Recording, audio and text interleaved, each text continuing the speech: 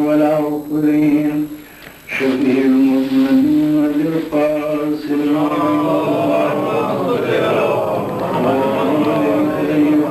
الطاهرين المعصومين المظلومين المنتجبين ولعنة الله عليهم أجمعين. أما بعد فقد قال الله تعالى وتبارك في القرآن الحكيم بسم الله الرحمن الرحيم يا أيها الذين آمنوا ادخلوا في السلم كافة ولا تتبعوا خطوات الشيطان إنه لكم عدو مبين. صلوات الله. تین مجلسوں کے تین موضوع تھے جو دوسرے سے ربط اور کنیکشن رکھتے ہیں. پہلا تھا کہ ہم مسلمان کیوں ہیں، دوسرا تھا کہ ہم شیعہ کیوں ہیں، تیسرا یہ کہ ہم عزادار کیوں ہیں. خطاب ہوا اس لیے کہ انسان بائی برتھ فطرتاً فطرتاً بغیر یاد خدا کے زندہ نہیں رہ سکتا. اس کی روح کی غذا ہے یاد الہی. جیسے جسم زندہ نہیں رہ سکتا بغیر غذا کے، ذہن سکون نہیں پا سکتا بغیر علم، اسی طرح روح کو اطمینان نہیں مل سکتا بغیر یاد الہی کے. خدا کی یاد اس کی فطرت کی کمزوری ہے، اور قدرت نے ہمیں آزادی ضرور بخشی ہے مگر اپنے ہاتھ میں میرے دماغ کی بات دور لے لی ہے. جب تک مجھے نہیں مانے گا سکون نہیں ملے گا. لہذا انسان کو خدا کی طرف تابع ہونا چاہیے. خدا جسم رکھتا ہے یا جسم نہیں رکھتا، یہ پورا فلسفہ ہے. جسم رکھنے کے معنی یہ ہوئے کہ وہ کمپاؤنڈ ہوا. میں فیروز ہوں، پیر ہاتھ اس پورے یونین کے ساتھ. اگر کہیں بھی یہ یونین ٹوٹتی ہے تو میری زندگی تمام برباد ہو جاتی ہے.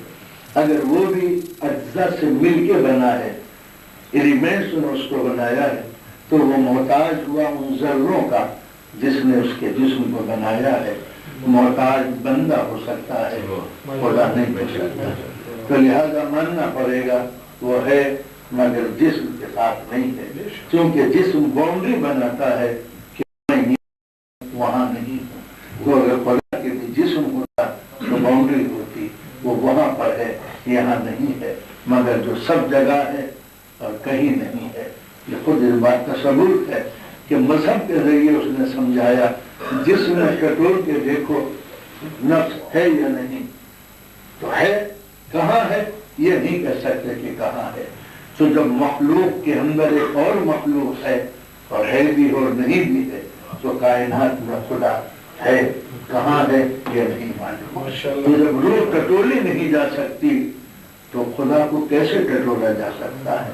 من عرف نفسہ فقد عرف ربہ. جس نے نفس کو پہچان لیا اس نے رب کو پہچان لیا. وہ ایک خدا ہو کے اتنے کام کیسے کرتا ہے تو ایک روح ہو کر اتنے کام کیسے کرتی ہے. ہم بیٹھ بھی رہے ہیں، ہاتھ بھی رہے ہیں، سن بھی رہے ہیں، دیکھ بھی رہے ہیں، بول بھی رہے ہیں. تو جب ایک جسم اتنے فنکشن کر سکتا ہے تو ہماری باری تعالیٰ کے لیے یہ کوئی مشکل نہیں ہے. اب سوال یہ پیدا ہوتا ہے کہ وہ ایک ہے یا بہت سے ہیں. اب چھوڑیے پرانی بحثوں کو، نیا تجربہ کر کے دیکھیے. پوری کائنات میں ایک سفر کیجیے آپ اور پانی تلاش کیجیے، کہیں بھی مل جائے آپ کو. اس دنیا میں، دوسرے سولر سسٹم میں، کسی اور پلانٹ میں جب پانی ہوگا تو اس کا فارمولا کیا ہوگا؟ H2O یا کچھ اور. تو اس کے معنی ہے کہ پورے یونیورس کے اندر پانی کا ایک ہی فارمولا ہونا اس بات کی دلیل ہے کہ کمپنی ایک ہی ہے، الگ الگ نہیں ہے. پھر اس کے بعد یہ طے ہے کہ ویلوسٹی اور اوپیسٹی جو ہے وہ 1,86,000 میل فی سیکنڈ ہے. جہاں بھی انرجی ہے اس کی ایک ہی اسپیڈ ہے. ایک ہی اسپیڈ ہونے کے معنی بتا رہے ہیں کہ کنٹرولر کے ہاتھوں میں یہ پورا نظام ہے. اس کے یہاں ایک ہی سسٹم کی انرجی ہے، دوسری انرجی یہاں پر اس اسپیڈ پہ نہیں پائی جاتی، ورنہ پھر الگ الگ انرجیز ہوتی، سب کی اسپیڈ الگ ہوتی. تو اس کے معنی ہے کہ یونیورسل سسٹم جس انداز سے سیٹ اپ ہوا ہے وہ کسی ایک آرگنائزیشن کا ہے الگ الگ نہیں ہے، اور پھر اپنی طرف سے کچھ جوڑ لینا یہی حماقت ہے۔ جب ڈاکٹر کی دوا میں ہم اپنا اضافہ نہیں کر سکتے تو خدا کے وجود میں ہم اپنی طرف سے اضافہ کر سکتے ہیں۔ لہذا شرک سے بری ہے، ہم اس خدا کو مانتے ہیں کہ جو صرف اللہ ہے، اس کا ٹرانسلیشن نہ بھگوان کیا جا سکتا ہے نہ گاڈ کیا جا سکتا ہے، اس لیے گاڈ بھی ہے، گوڈ بھی ہے، گوڈس بھی ہے، گوڈس بھی ہے۔ وہ مذکر بھی ہو سکتا ہے، مؤنث بھی ہو سکتا ہے، مگر اللہ وہ ہے نہ جس کا مؤنث ہے نہ جس کا جمع ہے۔ یہ نہیں ہے کہ اللہ ہوں، تو اس کے معنی ہے کہ اللہ سے بہتر کوئی لفظ اللہ کے لیے استعمال کرنا یہ حماقت ہے۔ نہ وہ خدا ہے اور نہ وہ بھگوان ہے، وہ صرف اللہ ہے۔ آپ نے ملاحظہ فرمایا اس طریقے سے۔ پھر میں نے کل عرض کیا تھا کہ اس کائنات کا ایک سسٹم ہے، ایک کانسٹیٹیوشن ہے جو کائنات کو چلا رہا ہے، اس میں کہیں کنفلکٹ نہیں ہے، کہیں ٹکراؤ نہیں ہے، کہیں فریکشن نہیں ہے، کہیں جنگ و جدل نہیں ہے۔ تو جو سسٹم اس کائنات میں ہے اگر میرے پاس وہ آ جائے امپورٹ ہو کے، تو جس طرح کائنات میں سکون ہے فنکشن کے ساتھ، اسی طرح میری زندگی میں سکون ہوگا عمل کے ساتھ۔ اس سسٹم کو اگر میں لے آؤں تو اس کا نام اسلام ہے کہ میں اس قانون کے آگے سر جھکا دوں۔ جیسے زمین نے اپنے آپ کو سبمٹ کر دیا اس کی مرضی پر، آسمان کے سسٹم نے اپنے آپ کو سبمٹ کر دیا اس کے سسٹم پر۔ سورج کا نکلنا اور غروب ہونا یہ ٹوٹل سبمیشن ہے اس کی مرضی پہ۔ تو جب ان میں کوئی ٹکراؤ نہیں ہوتا، ایکسیڈنٹ نہیں ہوتا، تو میں بھی اگر اپنے آپ کو سبمٹ کر دوں ٹوٹلی سبمیشن، تو میری زندگی میں بھی ٹکراؤ نہیں آ سکتا۔ مگر اس کا جو کانسٹیٹیوشن جب جاتا ہے زندگی کے لائف کے اندر تو وہ مجبور ہوتا ہے، کمپیل ہوتا ہے اس نظام کو ماننے کے لیے۔ جیسے اینیمل لائف ہے، مینگوز ہے، دوسرے ٹریز ہیں، یہ سب سسٹم اپنی مرضی سے نہیں چلتے، اس کی مرضی کے تحت چلتے ہیں۔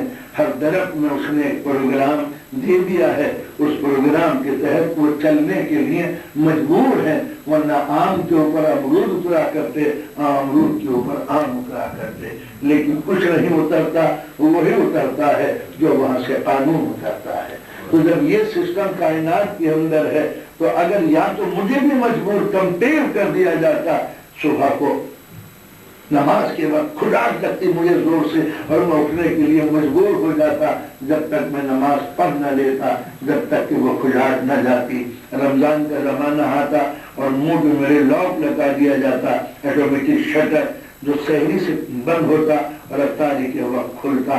تو اگر اس طرح مجبور بنا کے مجھے مومن بنایا جا سکتا تھا تو زیادہ سے زیادہ میں فرشتہ بن سکتا تھا۔ فرشتہ میرے آگے سر نہ جھکاتا کرتے، مگر فرشتوں کا سر جھکانا اس بات کی دلیل ہے کہ جب نور کو مجبور بنایا جاتا ہے تو ملک بنتا ہے، وہ میرے در پہ ہے، اور جب مادے کو مجبور بنایا جاتا ہے تو جانور بنتا ہے۔ جانور میں اور ملک میں یہی تو فرق ہے، وہاں نور مجبور ہے تو ملک کہلایا، یہاں مادہ مجبور ہے تو جانور کہلایا۔ انسان کو ان دونوں کے درمیان میں رکھا، گرو گے تو جانور سے زیادہ ذلیل ہو جاؤ گے، ابھرو گے تو ملک جیسا ہوگا، تم آگے ہو جاؤ گے۔ یہی نے انداز اختیار کیا کہ تمہیں ان منزلوں سے گزر جانا ہے، ثم رددناه اسفل سافلین، گرو گے تو جانور پیچھے رہ جائیں گے، ابھرو گے تو ملک پیچھے رہ جائے گا۔ یہ انسان کی زندگی کا مقدر تھا۔ تو اب قدرت نے جو کانسٹیٹیوشن تھا میری انسٹنکٹ میں نہیں رکھا، باہر رکھا۔ باہر سے قانون آئے گا جس پر مجھے اطاعت کرنی پڑے گی۔ قانون لانے والے کو نبی کہتے ہیں، رسول کہتے ہیں، پہنچانے والے کو میں سچ پہچانا، اس بچانے والے کو امام کہتے ہیں۔ یہ ہوا اسلام کا تعارف۔ آفتہ کے جو نئے لوگ ہیں، اب واٹ از شیعیزم؟ تو یاد رکھیے پالیٹکس ہمیشہ اپنے مخالف کا پروپیگنڈا بڑے خطرناک طریقے سے کرتی ہے، جس کو میڈیا اچھالنا چاہے۔ کچھ دنوں میں وہ انسان خود اپنے آپ کو سوچنے لگتا ہے بین واقعی کے بعد کہ میں ویسے ہی ہوں۔ جیسے یورپین میڈیا ہمیں فنڈامنٹلسٹ کہتا ہے تو ہم بھی کہہ رہے ہیں کہ نہیں، ہم فنڈامنٹلسٹ نہیں، وہ ہمیں یہ کہتا ہے کہ ٹیررسٹ ہے، ہم کہتے ہیں کہ نہیں ہم ٹیررسٹ نہیں ہیں۔ اتنا فوکس کیا کہ جہاں مسلمان ہے وہاں ٹیررزم ہے، ٹیررزم ہے، ظلم ہے، تشدد ہے۔ میڈیا رات دن ایک ہی بات کہہ رہا ہے کہ جہاں مسلمان ہوتا ہے وہاں جنگ ہو رہی ہے۔ کبھی میڈیا یہ نہیں بتا رہا کہ اپنے حق کے لڑنے والوں کو سائنس کہو گے؟ ایک پرند کے گھونسلے میں بھی اگر ہاتھ ڈالو گے تو وہ بھی چونچ مار دے گا۔ تو جب ایک پرند کو حق ہے کہ اس کے نیسٹ میں اگر ہاتھ ڈالو گے تو وہ نوچ لے گا، تو کیا اس جانور اور برڈ کو ٹیررسٹ کہہ کے پکارو گے کہ یہ چڑیا بڑی ظالم نے چونچ مار دی؟ یہ نہیں دیکھتے کہ تم نے کیا حرکت کی؟ کسی کے ملک پہ قبضہ جا کے کر لو تو وہاں کے رہنے والوں کو یہ بھی حق نہیں ہے کہ اپنا ملک چھیننے کے لیے کوشش کرو۔ تو آپ نے اندازہ لگایا کہ میڈیا جس کے خلاف ہو جائے پھر اس کے لیے جینا بڑا مشکل ہو جاتا ہے۔ یا تو اس کے پیرلل پاور کریٹ کرے میڈیا کا، اور اگر میڈیا ساری دنیا کا کسی کے قبضے میں ہے تو کسی قوم کو بدنام کرنا کوئی مشکل کام نہیں۔ تو جو آج مسلمان ویسٹرن میڈیا سے پریشان ہے، یہ شیعہ قوم بنی امیہ کے میڈیا سے پریشان تھی، اس لیے کہ سب سے پہلے اس نے شیعوں کو اپنی لعنت و ملامت کا نشانہ بنایا۔ اپوزیشن پہ یہی تھے، جب اپوزیشن پہ یہی تھے تو اب ہم پہ الزام لگانا شروع کیا، جیسے رسول پاک وہاں نہ جانا، وہ پاگل ہے، جادوگر ہے، مجنون ہے، دیوانہ ہے، ان کی مجلسوں میں مت جانا، یہ تھوک کے دیتے ہیں، گالیاں بکتے ہیں۔ جب اندازہ لگایا ذہن ابو جہل کا دونوں جگہ ایک ہے، تقریر نہ سننا، یہاں تھوک کے دیتے ہیں، وہاں جنون کی باتیں ہوتی ہیں۔ مولانا نے فرمایا یہ وہ تاثر تھا کہ ایک لفظ استعمال کیا گیا، یہ جھوٹ بولتے ہیں شیعہ۔ جھوٹ کے کیا معنی؟ تقیہ۔ تقیہ کی کیا معنی ہے؟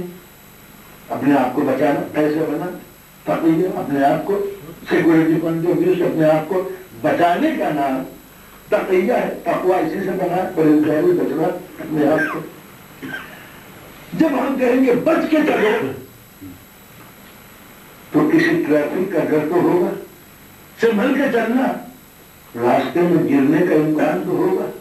جب کوئی کہتا ہے کہ تقیہ کرو تو کسی کا ڈر تو ہوگا جس سے اپنے آپ کو چھپایا جا رہا ہے۔ تو تقیہ پہ تو پوری نظر ہے، یہ نہیں دیکھا کہ قوم خود کو چھپاتی کیوں ہے؟ اگر ڈر نہ ہوتا تو چھپاتی کیوں؟ آپ کو چھپانے کو برا اس لیے لگا کہ یہ قوم بچ گئی تقیہ کی بنا پر، تو لہذا آپ نے یہ جو پروپگنڈا کیا وہی کہ ٹیررسٹ رہیے۔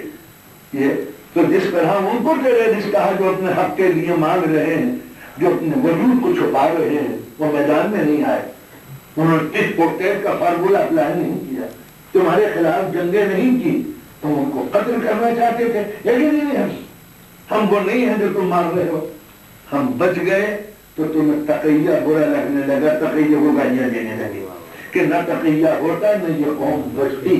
تو تقیہ خود بتا رہا ہے کہ تمہارا ظلم نہ ہوتا تو ہم اپنے آپ کو چھپاتے کیوں؟ تو اگر چھپانا ہی جرم ہے تو پھر رسول کا غار میں چھپنا بھی ایک ظلم ہوتا ہے۔ تو اس کا معنی یہ ہے کہ جب رسول دشمنوں سے شر کو اپنے آپ کو بچا سکتے ہیں تو آپ تقیہ کو برا نہیں کہہ سکتے۔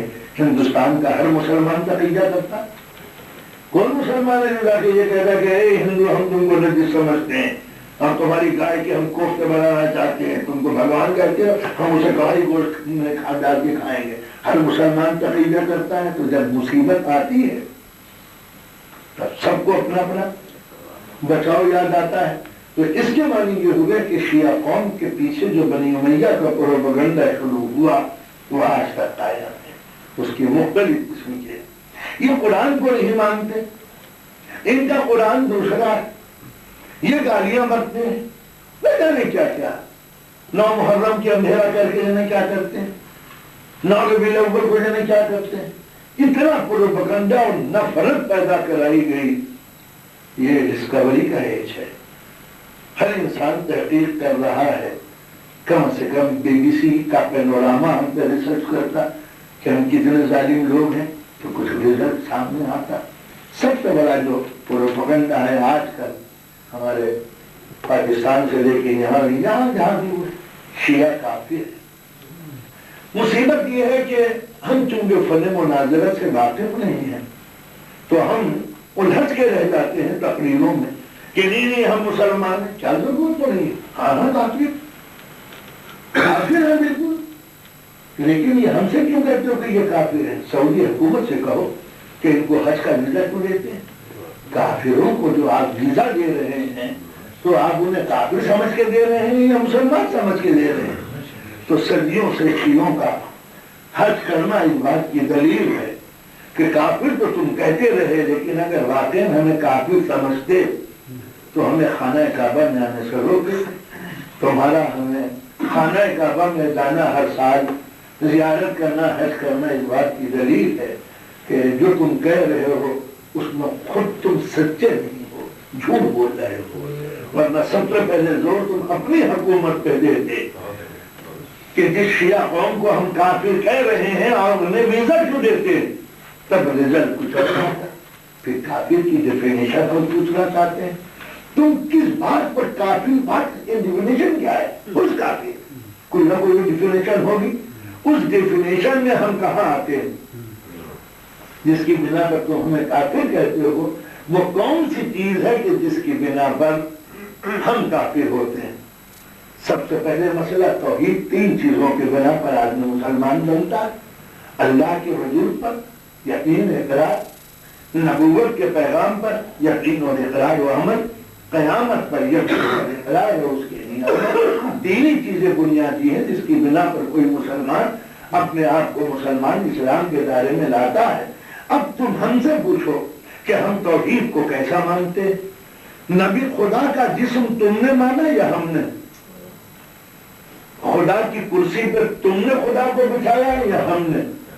کرسی چرچرانے لگی یہ تمہارا یقین تھا یا ہمارا؟ خدا اپنا پیر دوزخ میں ڈال دے گا یہ تمہارا ایمان ہے یا ہمارا؟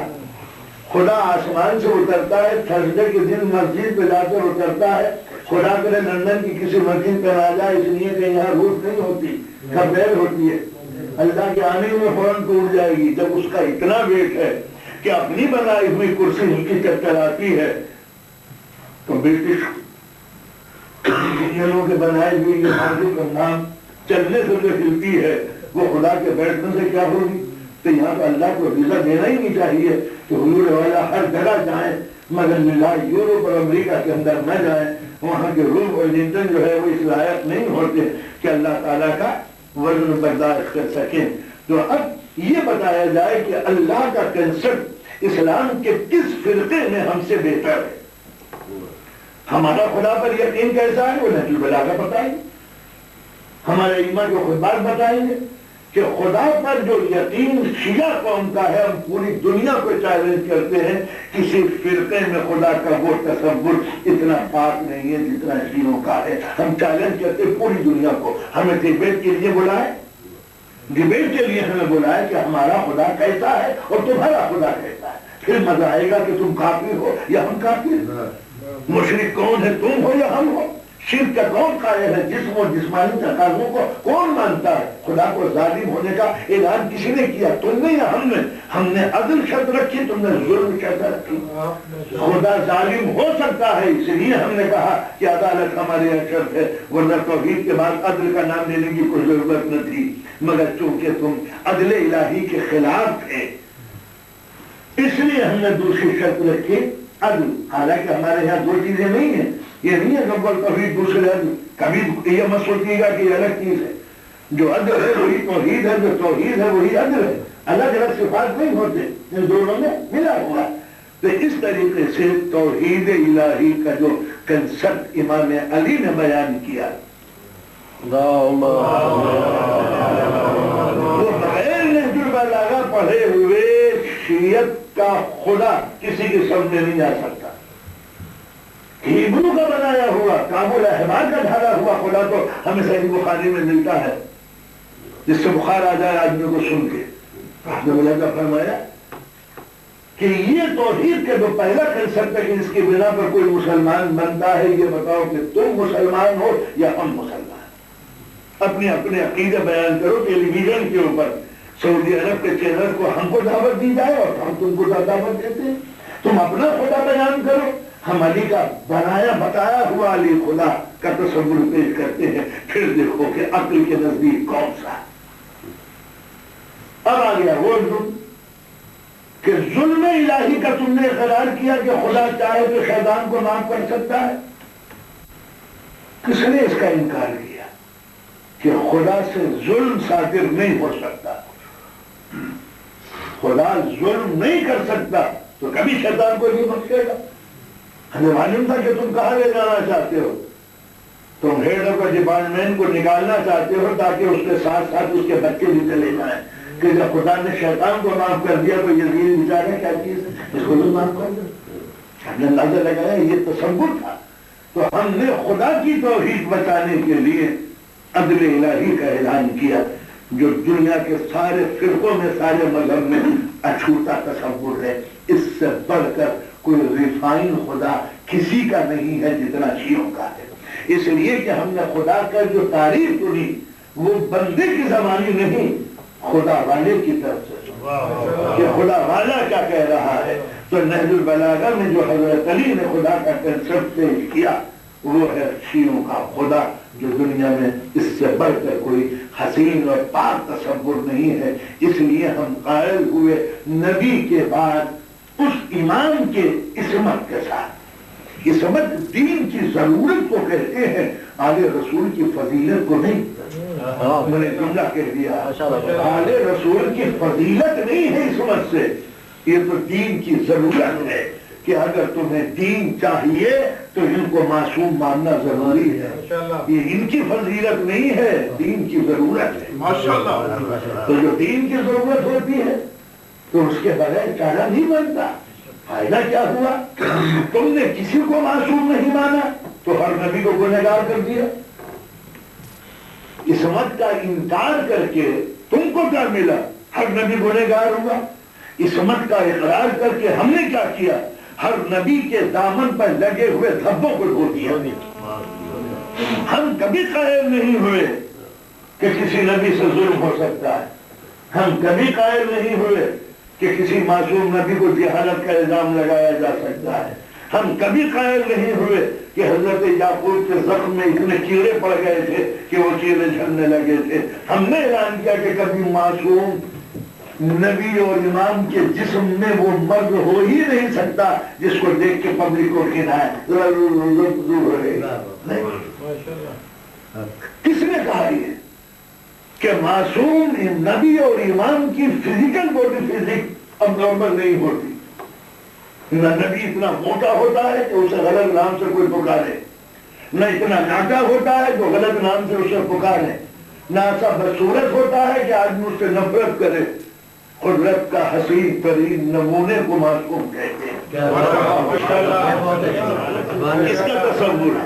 تم نے حضرت سلیمان کو بدنام کیا، تم نے حضرت یعقوب کو بدنام کیا، تم نے حضرت ایوب کو بدنام کیا، تم نے حضرت آدم کے گنہگار ہونے کا اقرار کیا۔ کس نبی کو تم نے چھوڑا ہے؟ خود سید المرسلین کے تم نے دو حصے کر دیے، ایک وہ جب نبی نبوت کے چینل سے بولتا ہو، ایک وہ ہے جو بشریت کے چینل سے بولتا ہو۔ جب یہ بشر ہوتا ہے تو نبی گناہ کر سکتا ہے، جب یہ وہی بیان کرے تب یہ غلطی نہیں کر سکتا، مگر وہی کے بعد نبی کچھ بھی کر سکتا ہے۔ نبی کے گنہگار ہونے کا عقیدہ شیعوں نے پیش کیا یا شیعوں کے دشمنوں نے پیش کیا؟ ہم اگر تم کو کہیں کہ تم کافی ہو تو حق بجانی ہے، تم ہمیں نہیں کہہ سکتے کہ ہم کافی ہیں۔ ہمیں ٹیلی ویژن پہ آنے کا موقع تو دو، میڈیا ہمارے ہاتھوں میں دو، پھر ہم بتائیں گے تمہاری حقیقت کہ خانہ کعبہ کے متولی ابو جہل کی نسل سے ہے یا یہودیوں کی نسل سے، کس نسل سے ہے؟ ہم نے ملاحظہ فرمایا تو سب سے پہلے ڈیفینیشن میں ہم سے پوچھو کہ ہم کیا ہیں۔ اب آگے نبوت کا اقرار عصمت کے ساتھ ساتھ، چونکہ جب ہم نے عادل مانا اس کو تو ہر چیز جسٹس اور انصاف تھا۔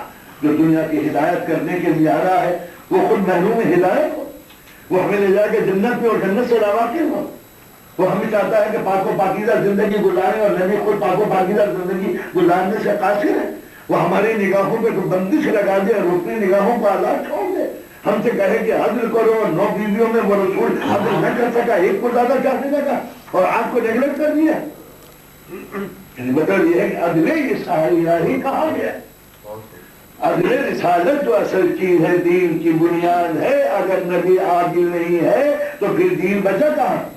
تم نے کہا سب سے زیادہ ان کو چاہتے تھے، اس لیے کہ زیادہ خوبصورت ان کو کہا، اس لیے کہ کم عمر تھے اور بوڑھی ملی تھی، تو بوڑھی کس بنا پر ملی تھی؟ کسی خطا کی بنا پر. دولہا کی شادی نہیں ہوتی تھی. ہاشمی خاندان کا یہ لڑکا کچھ ایسا تھا کہ اس سے کوئی کاری شادی کرنے کے لیے تو یہ کیا مطلب کیا ہے کہ بس یہی تم کو ملی. ایسا معلوم ہوتا ہے جیسے انکوالیفائی کوئی لڑکا ہو، جاب نہ ملتا ہو، بیکار ہو، انہیں کو کوئی بھی بولی چھوڑی کوئی بھی مل جائے اس سے شادی کر. یہ جو کہتا ہے کہ کاری ہونے کے بنا پر کیا چیز ہوئی کوارا؟ کوارا پن ہے کیا چیز جس کی بنا پر اتنا ضرورت پیٹتے ہو؟ کئی کمپلیکس تو نہیں مبتلا تو نہیں ہو گئے؟ خدیجہ الکبریٰ کو بوڑھا ثابت کرنے کے لیے تم نے ان کو بچہ ثابت کیا کہ 6 برس کی شادی ہو گئی تھی، ان کی زیادہ ہو گئی تھی. تو کیا مطلب ہوا تھا کہ نبی کی سیکشول لائف اب نارمل تھی. 25 برس میں تو وہ بوڑھی سے شادی کرتا اور بڑھاپے میں کروڑ سے شادی. یہ کیا چیز ہے؟ یہ آپ نے جو ایج کا چکر چلایا یہ کیا چیز ہے؟ اگر کسی کرسچن کے سامنے آپ جا کے کہیں کہ ہمارا رسول اپنی سیکشول لائف کے اندر اب نارمل تھا، جب وہ 25 برس کا تھا تو بوڑھی سے شادی کرتا تھا، اور جب وہ بوڑھا تھا تو بچے سے شادی کرتا تھا، یہ اب نارمل نہیں ہے. کیا چیز ہے یہ؟ سکنس سائیکولوجی کا پڑھو تو معلوم ہوا کہ یہ کوئی بیمار ذہن کا آدمی ہے. تو اس کے معنی یہ ہوئے کہ نبی کی توہین شیعہ مذہب نے کی. وہ کون تھا جس نے خدیجہ الکبریٰ کو کوارا ثابت کیا؟ تم نے یا ہم نے؟ وہ کون تھا جس نے خدیجہ الکبریٰ کی عمر کم بتائی کہ اگر زیادہ عمر کی ہوتی تو کبھی سن 5 ہجری میں بعثت کے 5ویں سال کے بھی سیدہ نہ پیدا ہوتی، کیونکہ خدیجہ الکبریٰ کی عمر 60 برس کی ہو جاتی ہے. تو اگر 60 برس کی عورت کی ولادت ہو رہی ہے تو 2 ہی باتیں ہیں، یا تو حاجرہ کی طرح اعجاز دکھایا ہوگا، کوئی صورت میں ہے تو یا تو خدیجہ حاجرہ کی حیثیت میں آئی کہ قدرت نے اعجاز کیا کہ 60 برس کی عمر میں بیٹی پیدا ہو گئی. 2 ہی صورتیں ہیں، یا تو خدیجہ کے اعجاز کے قائل ہو جاؤ یا پھر عمر کم کرو. جو اسی کی بات ہے کہ نظر آئے، یعنی فضیلت تو مان نہیں سکتے. تم یہ مانو کہ عمر کم تھی تم نے زیادہ ڈولی، یا عمر زیادہ تھی تو اعجاز تو خدا بندی تھا. تو اب آپ کو اسماعیل کی جگہ فاطمہ الزہرا کو رکھنا پڑے گا کہ جس پوزیشن میں اسماعیل پیدا ہوئے اعجاز خدا بندی سے کہ ایک بوڑھی عورت جوان ہو گئی، قائل ہو جاؤ کہ سیدہ کی ولادت اتنی مجبوری تھی کانسٹیٹیوشن کی کہ قدرت کو نظام بدلنا پڑا. کس بات کو مانو گے؟ کس بات کو مانو؟ تو بہتر یہ ہے کہ بوڑھا کہنے سے اپنے آپ کو بچا لو. اب سوال یہ پیدا ہوتا ہے کہ حضور کی 9 بیویاں، ہم نے کسی کی عمر پہ دھبا نہیں لگایا خدا نہ خاصہ. شیعوں کا عقیدہ ملاحظہ فرمائیے، نبی کی عورت بدکار نہیں ہو سکتی. ہم نے اندازہ لگایا ہمارا پرنسپل ہے کہ نبی کی بیوی بد کردار نہیں ہو سکتی، بدطینت ہو سکتی ہے، بدخسرت ہو سکتی ہے، دوستی ہو سکتی ہے، مگر کسی بھی نبی کی بیوی کے دامن پر بدنما دھبا نہیں لگایا جا سکتا، اس لیے کہ وہ ڈائریکٹ حملہ ہے ذات رسالت معاف پر. نبی کی کوئی بیوی آوارہ نہیں بن سکتی، کبھی طینت خراب ہو سکتی ہے، دوزخ میں جا سکتی ہے، جہنم میں جا سکتی ہے، منافقہ ہو سکتی ہے، مگر اس کی پرائیویٹ لائف کے اندر کوئی رکھنا پیدا سوچ ہی نہیں جا سکتا. اس لیے کہ نبی طاقت کی اس منزل پر ہوتا ہے کہ جس کے بعد کوئی تصور نہیں کر سکتا کہ نبی کی بیوی کبھی گمراہ ہوگی. آپ نے ملاحظہ فرمایا تو اس کا کس نے تصور پیش کیا؟ تم نے جانا. تم یہ کہہ کے گزر گئے کہ نبی کو یہ بیوی بہت زیادہ خوبصورت تھی. خوبصورت یہ نہیں کہا کہ بڑی پڑھی لکھی تھی، ہائی کوالیفائڈ تھے. جب یہ 6ٹھی کلاس میں تھی تو اب انہوں نے PhD کر لیا تھا. یہ تو مطلب جب 6ٹھی برس کی عمر میں آئیں تو انہوں نے PhD کر لیا تھا، عربی پڑھی تھی، پرشین پڑھی تھی، کیا پڑھا تھا جس کی بنا پر تم نے ان کو قابل کہہ دیا. تو اگر اس کی بنا پر قابل ہے کہ علی سے لڑی تھی تو ہم قابلیت کے قائل ہیں. مگر جو بڑے بڑے پہلوان کا ہمت نہ کر سکے وہ انہوں نے ہمارے کہتے ہیں کہ آپ پہ در نکھو نا، کیا ہے وہ جسے باپ نہیں کر سکتا وہ بیٹا کر سکتا ہے. اگر پدر نہ توانت پسر تمام کنت، اگر باپ کوئی کام نہ کر سکے تو بیٹا وہ کام کرتا ہے. اسلام کہتا ہے کہ باپ سے جم کے لڑنا نہ آیا تو بیٹی سے تو جم کے لڑنا آ گیا. اندازہ لگایا تو ایک پورا میڈیا نے ام المومنین کو فوکس کیا اپنی فلسفی کے لیے. حالانکہ میرا پورا یقین ہے کہ جو حدیثیں بیان کی گئی ہیں جناب عائشہ کے نام سے، وہ کوئی بھی عورت کچھ بھی کر سکتی ہے، اتنا گھٹیا ذہن نہیں رکھ سکتی جتنا گھٹیا صحیح بخاری نے پیش کیا. کوئی عورت اپنی پرائیویٹ لائف کو نہیں بیان کیا کرتی. قطعاً بھی غیرت بھی کوئی چیز ہے، غیرت بھی کوئی چیز ہے. بڑی سے بڑی غلط قسم کی عورت بھی ہوگی تو اپنی پرائیویٹ لائف کا ذکر نہیں کرے گی. تم نے نہ جانے کون سے راوی کا سہارا لے کر ام المومنین کو کہاں پہنچا دیا، کہاں پہنچا دیا کہ چھوٹا سا حجرہ تھا. حضور نماز پڑھتے تھے، جب نماز پڑھتے تھے تو میں 90 ڈگری کا اینگل بنا کے پیر یوں کر، وہ نماز یوں پڑھ رہے ہیں، یہ 190 ڈگری کا اینگل. تو مطلب یہ ہے کہ جب وہ نبی نماز پڑھتے تھے تو میں پیر قبلے کی طرف پڑھتی. اس سے کیا مراد لینا چاہتے ہیں؟ نبی کی توہین یا ام المومنین کی توہین؟ منشا کیا ہے آپ کا؟ صحیح بخاری کے اندر اس روایت کا لکھنے والا چاہتا کیا ہے کہ مطلب کہنے کا یہ ہے کہ نبی کی نماز ڈسٹرب ہو، یہ مقصد تھا؟ یا جناب عائشہ کے کردار میں بدلوں میں تھپا لگانا چاہتے ہو کہ وہ اس قدر ذہن تھا کہ وہ نبی کی نماز کا حرمت کا خیال بھی نہیں کرتی؟ ہم تو کعبے کی طرف پیر نہیں اٹھا کرتے اور وہ جانے کعبہ کی طرف وہ پیر اٹھا کے رہتے ہیں. کیا مطلب ہے اس کا؟ تو اس کے معنی یہ ہوئے کہ کیا ہم لکھنے والوں کو کافر کہیں یا نہ کہیں؟ آپ مجھے ہمیں بتائیے. جو رسول کی توہین کر رہا ہو، ام المومنین کی توہین کر رہا ہو، ہم اسے کافر کہیں نہیں کہیں تو شیعہ کافر ہوئے یا بتائیے؟ ہے کوئی ایسی روایت شیعوں کی کہ انہوں نے ام المومنین کی شان میں گستاخی کی ہو؟ ہم تو اس علی کے ماننے والے ہیں کہ اگر عائشہ کو شکست بھی ہو گئی ہے تو علی نے بے عزتی نہیں کی. جنگ زمن کا ہنگام ہے، قتل و غارت گری چل رہی ہے، خون اور پسینے کی بو پورے میدان میں بسی ہوئی ہے. حضرت علی نے اپنی آنکھوں کے سامنے 30,000 لاشیں دیکھے اور ایک مرتبہ آنکھوں میں آپ دیدہ آنسو آ گئے کہ ہم نے یہ اسلام کے لیے اپنا خون اس لیے بہایا کہ مسلمان ایک دوسرے کا قاتل ہو جائے. تو ایک مرتبہ مالک اشتر کو حکم دیتے ہیں، مالک یہ خریزی کیسے بند ہوگی؟ کہا مولا یہ خریزی بند نہیں ہو سکتی. ام المومنین کے ناکے کو چاروں طرف سے 10,000 جوانوں نے گھیر لیا اور انہوں نے قسم کھائی کہ میدان جنگ میں کہ جان دے دیں گے ام المومنین کا ناکہ نہیں چھوڑیں گے. حسن کاٹ دو ٹانگیں اس اونٹ کی.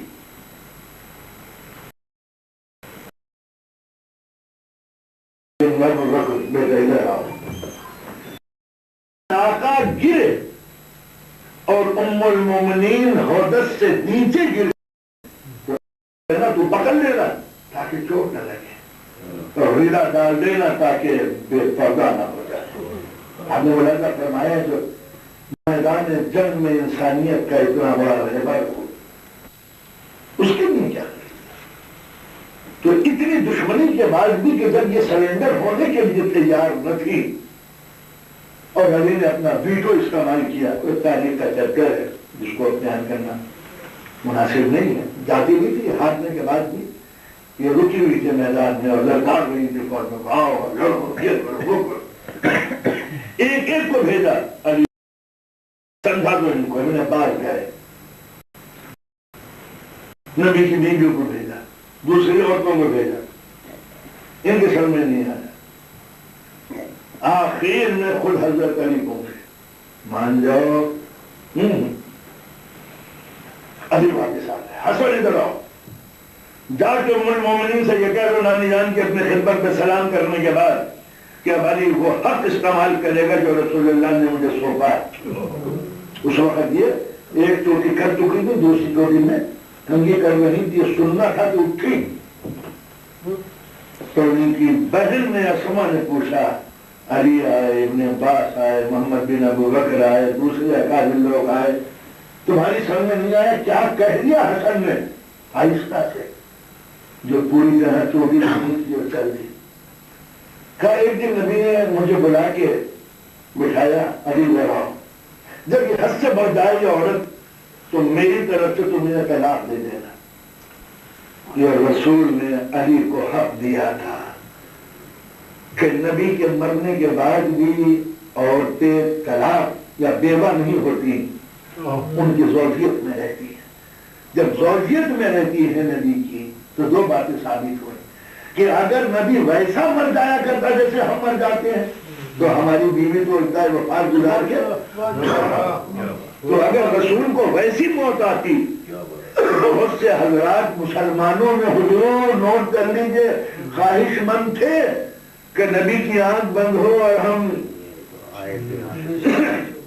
کہاں تک ملازہ فرمایا، یہ آرزو مند تھے.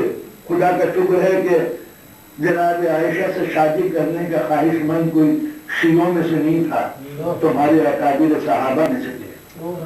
ملازہ فرمایا تو یہ حوصلے پر رہے تھے میدان جنگ میں بھی.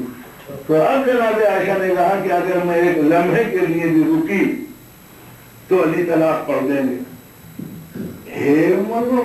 علی کے طلاق پڑھنے سے ہوتا کیا ہے؟ مگر کتنا یقین تھا کہ علی نفس نبی ہے جو اس کا حکم ہے. تو اس کے معنی ہے کہ عائشہ سے زیادہ کوئی شیعہ تو نہیں تھا. اتنا یقین علی کے اوپر کس کو ہوگا جتنا عائشہ کو یقین تھا علی کی امامت پر، علی کے نفس رسالت پر، اس سے بڑھ کے یقین کس کو ہوگا. چلو چلو چلو بھاگو بتا دی صحت طلاقداری کر دیں گے. اتنے یقین کے بعد میدان میں آئی جینا کوئی معمولی بات نہیں ہے. تو اس کے معنی ہے کہ اپنی دانش میں علی سے نہیں لڑ رہی تھی، نبی کے نمائندے سے لڑ رہی تھی. اب جب مدینے بھیجا ان کو تو 40 سوار کے پہرے میں عائشہ صدیقہ رضی اللہ تعالیٰ عنہ پہنچی مدینے تو مدینے والے کھڑے ہو گئے، خیریت خیریت خیریت، کیا ہوا کیا ہوا کیا ہوا کیا ہوتا کیا. علی نے 40 مردوں کو کم وقتوں سے میرے نگرانی میں بھیجا، میری عزت کا کوئی خیال نہ کیا. یہ کم وقت نامحرم لوگ 40 کے 40 مستندے چلے آ رہے ہیں میرے ساتھ ساتھ، مارو مارو مارو. پہلا یہ ہوتا ہے میڈیا بلین واشنگ ہر دور میں کتنے خونی سے ہوتا ہے. جناب ام المومنین نے صفایا کرواتے ہیں 40 آدمیوں کا، مارو ہے. مدینے والے ٹوٹ پڑے ان 40 پہ. تو نے کہا کم وقت دیکھ تو لیا ہوتا کہ ہم مرد ہیں یا عورتیں. کیا مطلب کہ حضرت علی نے ہمیں مردانہ لباس پہنا کے بھیجا تھا تاکہ حرمت رسول رائے گا نہ جانے. بات اندازہ لگائے تو میدان کارزار میں دشمن کے ساتھ اتنا حسین سلوک کرتا ہو وہ شیعہ قوم کبھی نبی کی بیوی کی بے حرمتی نہیں کرے گی. مگر ہاں تم نے جو بے عزتی کی ہے ام المومنین کی، اس کے لیے ہم کچھ کہنا چاہتے ہیں.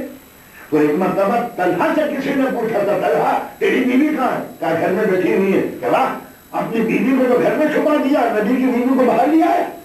تو ہم اگر طلحہ و زبیر پہ لعنت پڑھنے لگے اس جرم میں کہ وہ نبی کی بیوی کو لے کے آئے تو پریشانی کیا ہے؟ صحابیت کو بچائیں یا ام المومنین کو بچائیں؟ کس کو بچائیں؟ یعنی ام المومنین کی مرنے دادا ہے یہ صحابی جو ان کو گھر سے باہر لے آیا. کسی نے حضرت علی سے پوچھا تھا سب سے بڑی تکلیف کب ہوئی آپ کو؟ کہا جب ہمارے خاندان کی بہو ہمارے مد مقابل آ گئی. آپ نے ملاحظہ فرمایا. تو اب شیعہ نقطۂ نظر اس مسئلے میں بالکل مختلف. ہمارے یہاں صحابیہ ام المومنین رشتوں کی عظمت سے قابل تعریف ہے، لیکن اگر کسی کا کردار خراب ہے تو ہم نبی کی آبرو بہتر سمجھتے ہیں بنسبت آفت پہلو کے کہ ان کو برا مت کہو. اچھا اگر رسول کو برا کہا ہاں ان کو کہہ سکتے ہو تمہیں بشر بھی ہے نبی بھی ہے. آپ نے اللہ کا لگایا کہاں سے کہاں پہنچ گئی آپ کی محبت. نبی پہ تنقید کر سکتے ہو اس لیے کہ کبھی وہ بشر ہوتے ہیں کبھی نبی. جب نبی ہو تو تنقید مت کرنا، مگر جب بشر ہو تو تنقید کر سکتے ہو. صحابی پر ان میں تنقید نہیں. تو نبی پہ تنقید ممکن ہے کہ وہ کبھی بشر ہوتا ہے اور یہ صحابی جو ہر وقت بشر ہوتا ہے تنقید نہیں، ان پہ تنقید نہیں کر سکتے. کس کو زیادہ مانا تم نے، صحابی کو یا نبی کو؟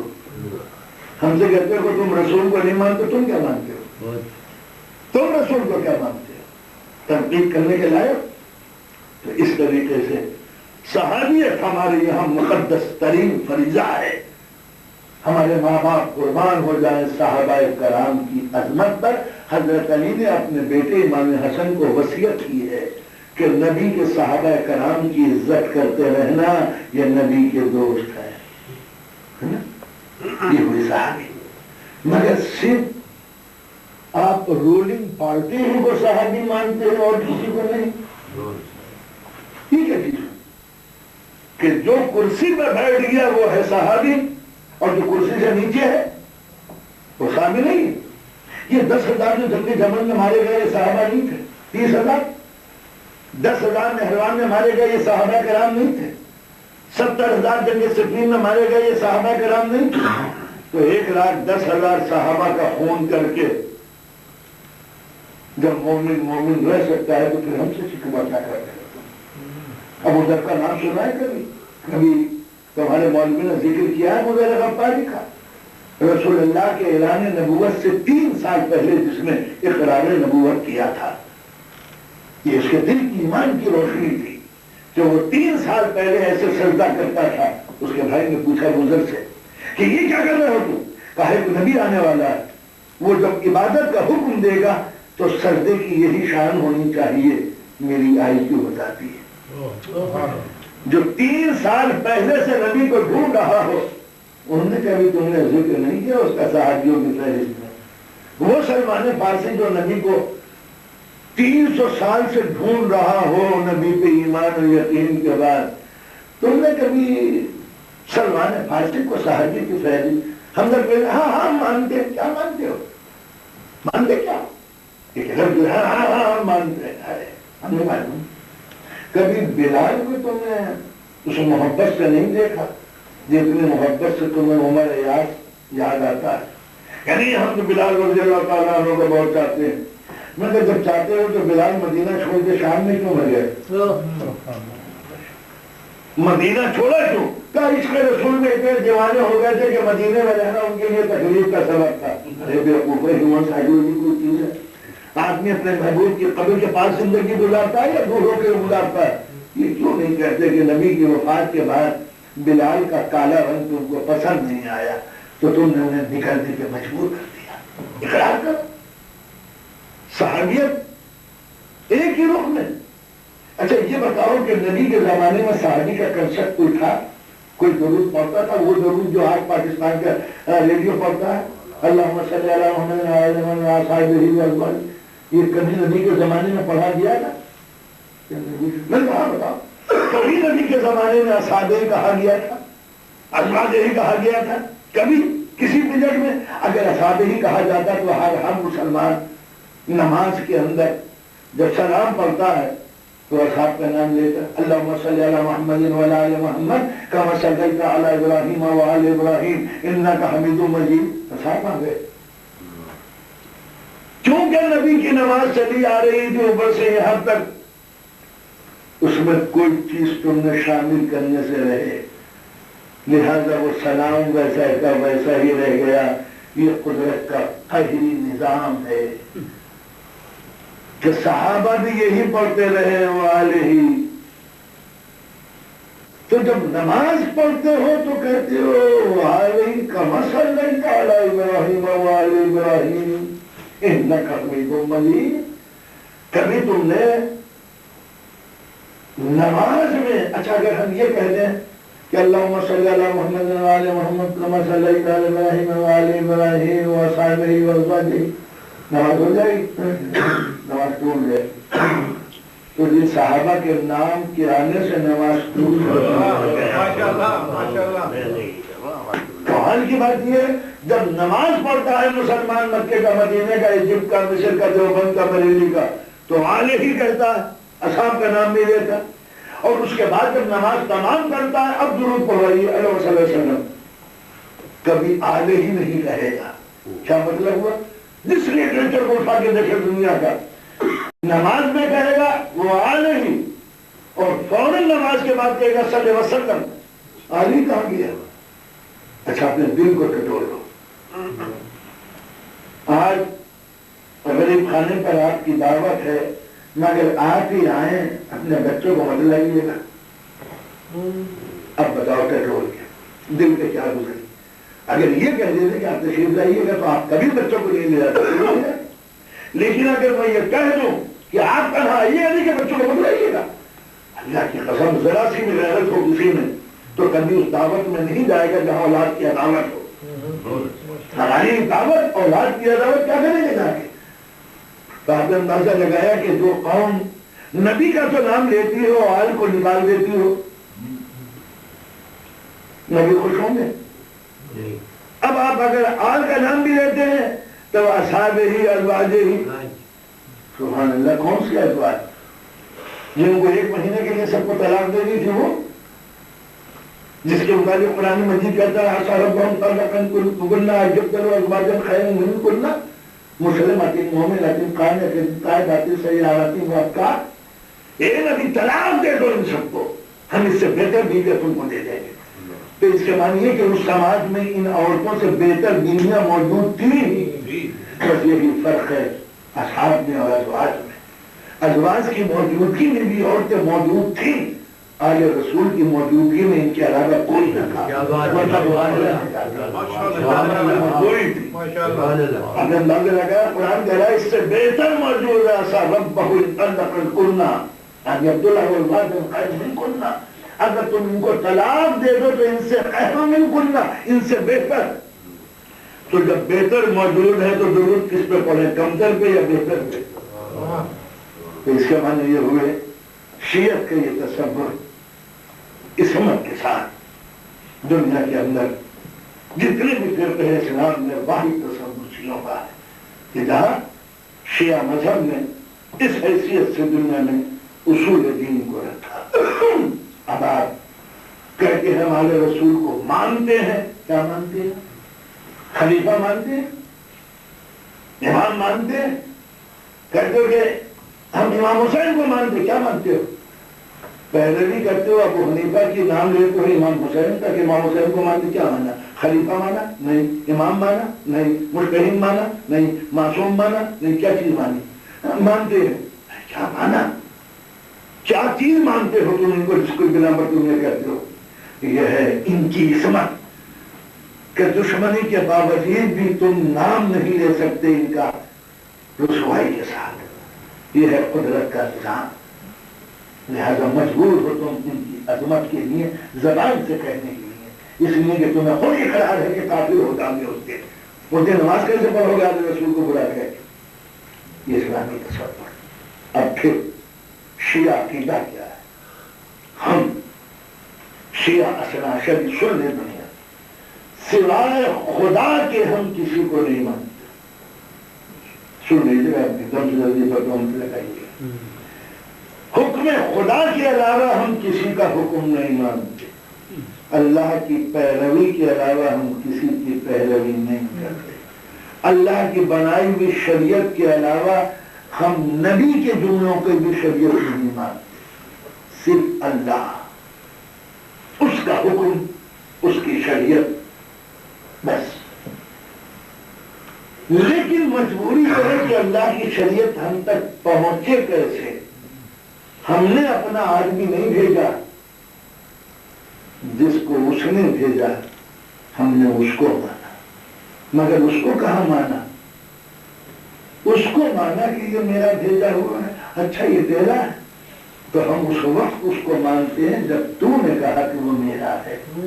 اگر تو نہ کہتا کہ یہ میرا نہیں ہے تو ہم یتیم عبداللہ کا کلمہ کبھی نہ پڑھتے. ہم نے محمد ابن عبداللہ کا کلمہ نہیں پڑھا، محمد رسول اللہ. ہم نے اندازہ لگایا کہ ہم نے اس معرفت کی بنا پر پڑھا ہے اللہ کا بھیجا ہوا رسول ہے اور بے خطا ہے. تجھ سے کوئی غلطی نہیں ہو سکتی کہ تو اپنی منشا سے، مرضی سے الہی قانون میں کوئی چیز شامل کر دے. نہ تسامح، غلط فہمی، مس انڈرسٹینڈنگ، نہ غفلت، نہ جہالت، نہ لالچ، اس کو فریب نہیں دے سکتا. یہ نبی کا خطاب نے کہا کہ رسول جو کچھ بھی کہتا ہے حکم الہی سے کہتا ہے، اس میں کوئی رد و بدل نہیں ہوتا۔ رسول نے اپنی پوری زندگی قانون الہی کے نافذ کرنے میں اور اجرا کرنے میں صرف کر دی۔ نبی کی وفات کے بعد اکملت لکم دینکم کی مہر لگ گئی۔ ہم اس اعلان کے بعد کسی بھی قسم کے ایلیمنٹس میں قائل نہیں ہے کہ نبی کی وفات کے بعد کوئی شریعت آئے اور تبدیلی ہو۔ ہم اسے کافر کہتے ہیں جو نبی کی دی ہوئی شریعت کے علاوہ کسی اور لہجے میں گفتگو کرے۔ اندازہ لگا ایمان کی اس پختگی کا۔ ہم نے نبی کو مانا اس لیے کہ قدرت نے گارنٹی لے کر دیا تھا وَمَن يُطِعِ الرَّسُولَ فَقَدْ أَطَاعَ اللَّهَ، جس نے میرے رسول کی اطاعت کر لی اس نے میری اطاعت کر لی۔ جب گارنٹی لے کر دے دیا، کب تک؟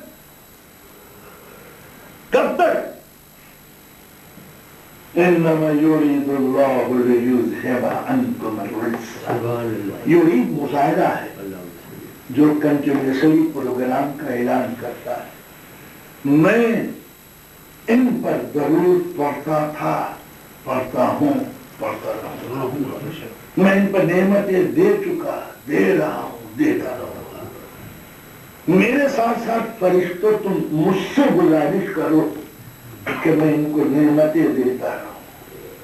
اے مومنو تم بھی ہم سے کہو کہ ہم تمہاری طرف سے نبی کو نعمتیں دیتے رہیں گے۔ اللہ کرے گا تو یہ یرید مظاہرے کا صیغہ ہے، ماضی کا صیغہ نہیں ہے۔ پاسٹ ٹائم نہیں ہے، پاسٹ پیریڈ نہیں ہے، پریزنٹ نہیں ہے، فیوچر کنٹینیوسلی یہ ہوا۔ تو جب یہ فیوچر کنٹینیوسلی اور پریزنٹ دونوں شامل ہیں، دے رہے ہیں، دیتے رہیں گے۔ آپ مجھ سے وعدہ دیتے ہیں آپ مجلس پڑھتے رہیے گا، معلوم ہوا کہ 15 دن کے بعد طے ہو گیا، ہم ختم ہو گئے، کیا پڑھتے رہیں گے؟ مجبور کا کوئی وعدہ نہیں پورا کرتا، لیکن مختار کہہ رہا ہے کہ میں دیتا رہوں گا، تو اس کے معنی ہے کہ اس کی بخشی ہوئی نعمتوں میں کوئی کمی نہیں آئے گی۔ جب یہ تصور ہے تو اس کے معنی یہ ہوئے کہ درود کس پہ پڑھے؟ نبی پر۔ تو یہ بتایا گیا کہ بغیر اولاد کے درود ناقص ہے میرے اوپر۔ صحیح بخاری کی روایت ہے مجھ پر ادھوری درود مت پڑھنا۔ کسی نے پوچھا کہ کمپلیٹ درود کیا ہے؟ حضور نے پڑھ کے بتائی جو آج ہم نماز میں پڑھتے ہیں۔ اس کے معنی یہ ہوئے کہ من جانب اللہ اولاد رسول کا یہ تو بادشاہت ہو گئی ایران میں، ایک بادشاہ کے بعد دوسرا بادشاہ آتا تھا۔ تو لوگوں نے ایران سے یہ کنسپٹ لیا ہے کہ جیسے ایک شاہ کے بعد دوسرا شاہ آتا تھا، اسی طرح ایک امام کے بعد دوسرا امام اس کی اولاد سے آتا ہے۔ یہ ہم پر سب سے بڑا الزام ہے کہ تم نے شیعہ جو ہے ایران سے لیے۔ بیوقوف ہو، پہلے تم ہسٹری پڑھا کرو، پھر بتاؤ کہ یہ ایران پہلے شیعہ تھا یا کسی اور مذہب سے تعلق تھا؟ ایران شیعہ نہیں تھا، نبی کے زمانے سے ایران شیعہ نہیں تھا، ٹوٹلی سنی ایران۔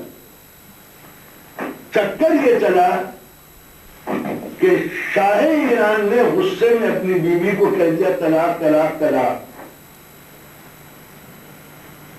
بندہ خدا چاہے قاچار میں سے غصے میں بیوی کو طلاق کو دے دی، مگر اب جو محبت امت کی آئی اب بے چین ہو گیا۔ علماء کرام سے پوچھا کہ میری بیوی کو میں نے غصے میں طلاق دے دی، کیا کروں؟ انہوں نے صاحب اس میں یوٹرن نہیں ہوتا، گئی تو گئی، اب بیوی واپس نہیں آتی آپ سے سوائے اس کے کہ آپ اس کی دوسری شادی کریں۔ کیا کہا؟ وہ بادشاہ کی حالت خراب ہو گئی، مجھے بیوی سے کوئی اور شادی کرے؟ اور کوئی راستہ نہیں ہے، اس کی دوسری شادی کرائیے، وہ اپنی مرضی سے باہر دے، وہ عدے کے دن گزارے، پھر اس کے بعد شادی کرے۔ حاکم نے بہت دلی رائے کا کہا اس مولوی کو بلاؤ، اس مولوی کو بلاؤ، سب کو بلاؤ، امام حنبل کے ماننے والوں کو، امام شافعی کے ماننے والوں کو، امام مالک کے ماننے والوں کو، امام مرد، سب کو بلائیے۔ سب نے ایک جگہ طلاق طلاق طلاق، یہ فتویٰ فاروقی ہے اور اس کے تحت آپ کی بیوی ہمیشہ کے لیے واشاؤٹ گون زمین۔ اب پلٹ کے آنے کا کوئی سوال نہیں. اب پریشان وزیر سے بلا کے پوچھتا ہے کہ میں کوئی راستہ ہے کوئی اور. اس نے ایسا سارے جو اسکول آف تھاٹ تھے وہ سب آ گئے, سب نے فتویٰ یہی دے دیا کہ بیوی گئی ہاتھوں سے. ہم گوارا نہیں کر سکتے کہ ہماری بیوی کسی اور کے ہاتھ میں جائے. کبھی ایک صورت ہے تاجا کہ علاق کے اندر جیسے پہ اشرف کی اسکول ہے, وہاں بھی کچھ علماء کرام رہتے ہیں, وہاں سے بلا کے پوچھ لیجیے. یہ کون لوگ کہ امام جعفر صادق علیہ السلام کے زمانے بلاؤ ایک 18 برس کا لڑکا شاہ ایران کے دربار میں جب چلا تو جیسے دربار آیا جن کے اتار کے اپنے جن میں انہوں نے نالین دل بغلین انہوں نے جو دے رکھ لی. وہ جو حاجی کو دربار گیٹ کی بات مولوی یہ جوتی نکالو, یہ تو نہیں نکالو, جوتے نکالو. کیوں یہ شاہی دربار ہے کہ راہ چوری ہو جائیں گی. آپ پاگل ہوئے, شاہی دربار سے کوئی چیز چوری ہوتی ہے؟ رسول اللہ کے دربار سے چوری ہو گئی. کہا کس کی؟ ابو حنیفہ کی. ابو حنیفہ کی جوتی ہے رسول اللہ کے زمانے میں مسجد رسول سے. کیا کہتے ہو؟ ارے ابو حنیفہ تو پیدا ہوئے 145 ہجری میں, 95 ہجری میں انتقال ہوا 145 ہجری میں, تو رسول اللہ کے زمانے ابو حنیفہ کرتے. ارے میں بھول گیا تھا امام حنبل تھے. امام حنبل ابھی 210 ہجری میں تو پیدا ہوئے, وہ کہاں گئے رسول اللہ کے؟ ارے تو امام شافعی ہوں گے, انہیں کہ وہ ان کے بعد پیدا ہوئے. کہا امام مالک, انہیں کہ وہ ان کے بعد پیدا ہوئے. سارے حضرات دربار والے شاہ کیوں وقت خراب کر رہے ہو, جس کو یہ نہیں معلوم کہ رسول اللہ کا زمانہ کب تھا, ابو حنیفہ کا کب, امام مالک کا کب, امام شافعی کا کب, امام حنبل کا کب. یہ لڑکا کہتا ہے 18 برس کا ہندی آ گیا, علامہ ہندی 18 برس کا سن گوار. جب یہ کہہ دیا تو اب ایک مرتبہ علامہ ہلے نے جوتیاں ڈالی نیچے. شاہ سنیے تم نے, رسول اللہ کے زمانے میں نہ ابو حنیفہ تھے, نہ امام مالک, نہ امام شافعی, نہ امام حنبل, تو ان لوگوں کو نبی کی فقہ کا پتہ کیسے چلا؟ یہ تو 150 سال کی پیداوار کے بعد ہیں, ان کو کیا معلوم؟ کابل کے دربار میں کون بیٹھا تھا؟ امام علی. پھر امام علی سے کیا تعلق؟ ان کا بیٹا امام حسن, ان کا بھائی امام حسین, ان کا بیٹا امام علی بن حسین, محمد باقر, امام جعفر صادق. میں اس اسکول کا اسٹوڈنٹ. اب کیا ہوگا؟ میری جو بیوی چلی گئی اس کا کیا ہوگا؟ کچھ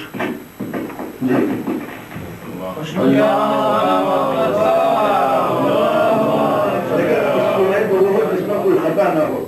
تو جب آپ تک پیغام پہنچانے کے لیے بے خطا آگے کی ضرورت ہے تو خدا کا پیغام لانے کے لیے ضرورت نہیں ہوگی, جس میں رچ نہ ہو, خطا نہ ہو, عیب نہ ہو. صلوات علی محمد.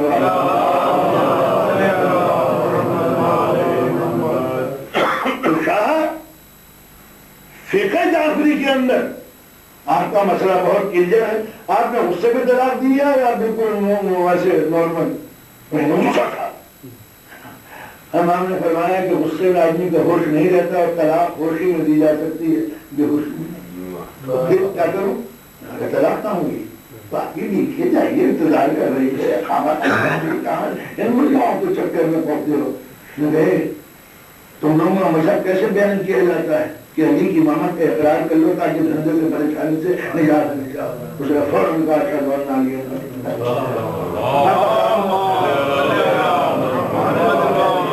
اب آپ یہ بتائیے کہ قصور کس کا تھا؟ نہ وہ ایک ہی سامنے کہتے طلاق طلاق طلاق, نہ یہ ایران جو ہے نا وہ شیعہ ہوتا. تو اب آپ کی سمجھ میں آ گیا کہ یہ شاہ قاجار کے زمانے میں شیعت پہلی ہے ایران کے اندر. یہ الزام مت لگاؤ کہ ایرانیوں کو دیکھ کے شیعوں نے اپنا مذہب تیار کیا ہے. اور تم یہ کہتے ہو کہ بادشاہوں کی نسلوں میں ایک کے بعد ایک ہوتا چلا آیا ہے, تو بادشاہوں نے نبیوں کی نقل کی ہے, نبیوں نے شہنشاہوں کی نقل نہیں.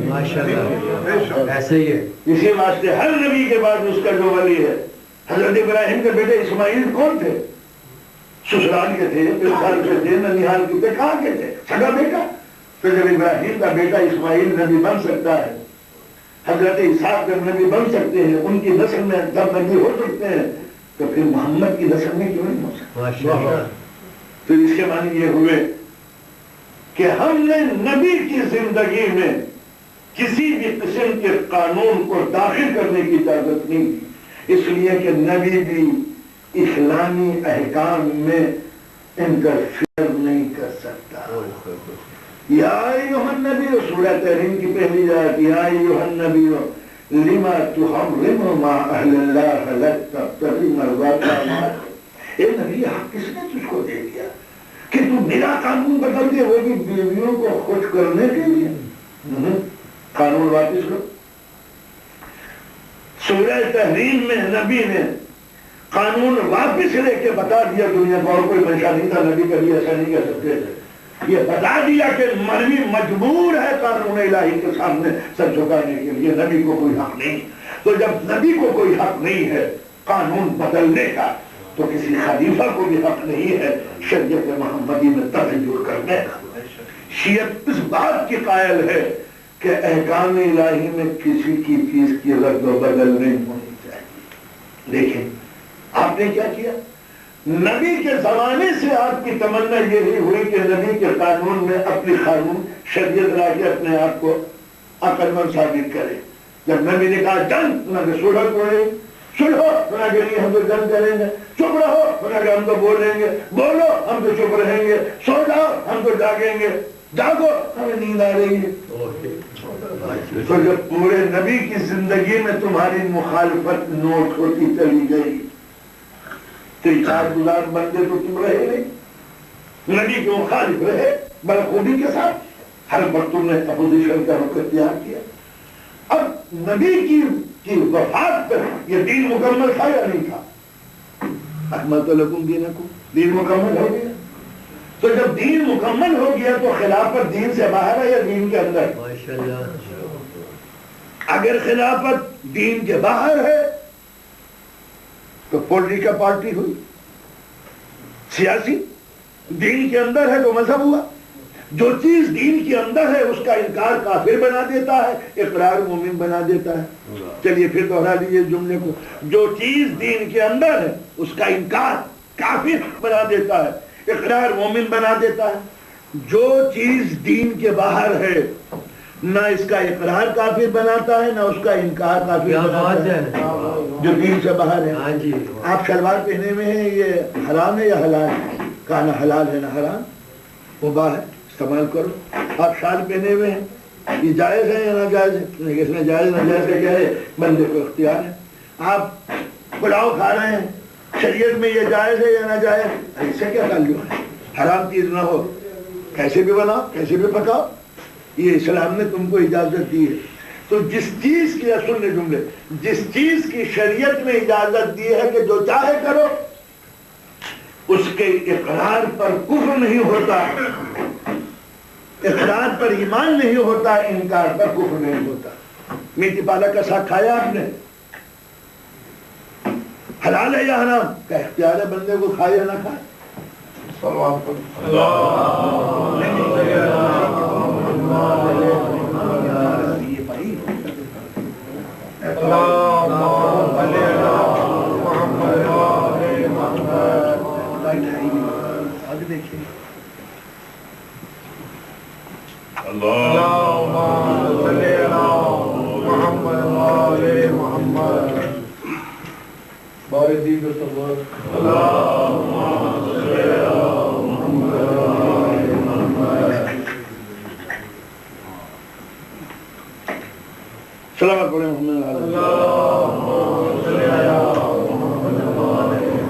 کپڑے کیسے پہنے، کھانا کیسے کھائیں، کارپیٹ کا کلر کون سا ہو، شریعت نے جن چیزوں کو آپ کو مباح قرار دیا ہے کہ اجازت ہے، نہ اس کے عمل میں کوئی ثواب ہے نہ اس کے انکار میں کوئی عذاب ہے۔ تو اگر خلافت دین کے اندر کی چیز ہے تو نبی کے زمانے میں طے ہونی چاہیے تھی، تاکہ اکملت لکم دینکم کی جب مہر لگے، اسلام لگے تو وہ اندر ہو باہر نہ ہو۔ تو اگر دین کی کوئی چیز ہے تو اسے نبی کے زمانے میں ہونا چاہیے تھا، اور دین کی کوئی چیز نہیں ہے تو نبی کی وفات کے بعد ہونا چاہیے تھا۔ تو جس چیز کی تمہیں اجازت مل گئی کہ بنا لو، اس کے ماننے میں نہ ثواب ہے نہ انکار کرنے میں گناہ ہے۔ بریانی کھائیے گا یا نہیں کھائیے گا؟ کہ کھاؤ تو کوئی ثواب نہیں ہے، نہ کھاؤ تو کوئی گناہ نہیں ہے۔ تو جس چیز کا بندوں کو اختیار دیا جاتا ہے وہ ضروریات شریعت میں نہیں ہے، نہ اس کا اقرار گناہ ہے نہ اس کا انکار گناہ ہے، نہ چاہے کر لو نہیں چاہے مت کرو۔ تو اگر یہ خلافت جو بعد میں بنی نبی کے، یہ اگر شریعت کا جز تھا تو نبی کے زمانے میں طے ہونا چاہیے تھا، اور اگر نبی کے زمانے میں طے نہیں تھا تو تم نے بنا کے کوئی ثواب نہیں کمایا، ہم نے انکار کر کے کوئی گناہ نہیں کیا۔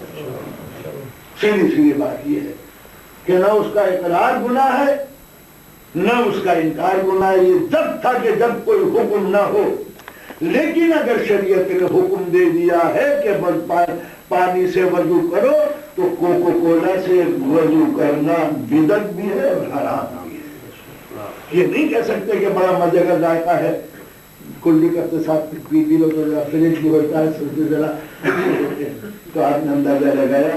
شریعت کے اندر کسی بھی قسم کا محنت جو ہے کرنا یہ کفر ہے ہمارے نزدیک۔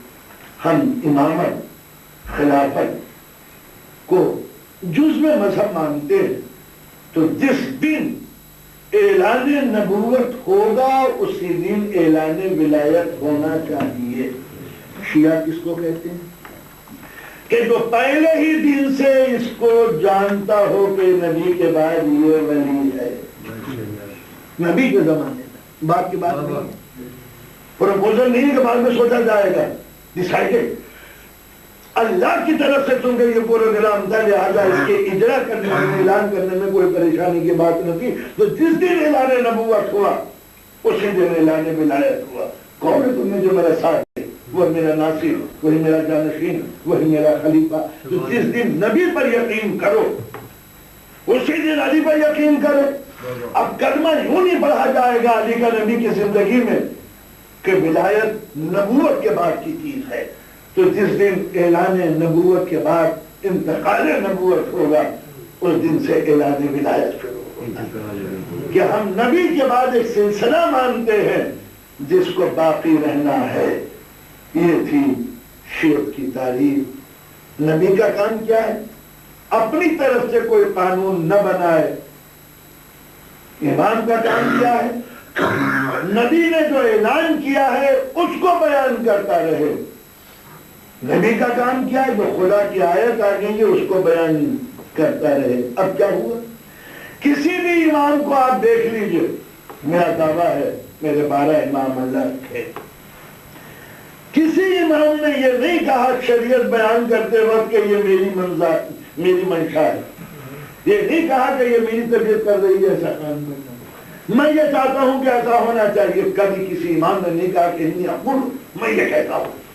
جس امام سے پوچھو کیا کہتے ہو، قال حضرت رسول اللہ، کہا رسول اللہ نے، ہم نے رسول سے پوچھا آپ کیا کہتے ہیں، کہا قال اللہ تعالیٰ و تبارک اللہ ہی کہتا ہے۔ تو آپ نے ملا کر فرمایا شیعت وہ ہے جو صرف حکم الہی کی پیروی کرتی ہے، نبی کو اس لیے مانتی ہے کہ وہ حکم الہی کو ہم تک اس طرح پہنچاتا ہے کہ اس میں کوئی رس اور خطا نہیں ہے۔ آل رسول کو اس لیے مانتے ہیں کہ وہ پیغام رسالت ہم تک اس طرح پہنچاتے ہیں جو منشائے نبوت ہے۔ امام اس سے واقف ہے چونکہ دونوں کی سطح شعور ایک جیسی ہے۔ انا و علی من نور الواحد، دونوں کی آئی کیو ایک جیسی، دونوں کا سطح شعور ایک جیسا، دونوں کی فکر ایک جیسی۔ تو شیعت کو یہ فخر حاصل ہے کہ نبی کے انتقال کے ایک لمحے کے لیے بھی وہ مسند رسالت کو خالی نہیں سمجھتے۔ طے تھا کہ جب نبی پر یقین کرو تو اسی دن اس کی امامت کا اقرار کرو۔ یہ نہیں کہ بعد میں فیصلہ ہوگا کہ کون ہوگا۔